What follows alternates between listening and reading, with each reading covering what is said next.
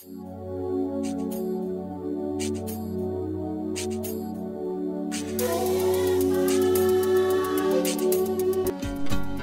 Құнанбаев қыс өлеңі. Ақ киімді денелі, ақ сақалды, соқыр мылқау танымас тірі жанды. Үсті басы ақ қырау, түсі суық, басқан жер сықырлап келіп қалды. Дем алысы үскірік, аяз бен қар, кәрі құдан қыс келіп әлек салды. Ұшпадай бүркін киген оқшыр айтып, аяз бенен қызарып ажарланды. Бұлт та қасы жауып екі көзін, басын сілкісе қар жауып мазаңдалды. Борандай бұрсарқ етіп толданғанда, алты қанат ақ орда үйше қалды.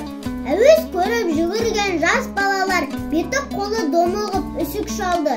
Шидем мен тонға баттап киген балшы, бет қарауға шыдамай теріс айналды.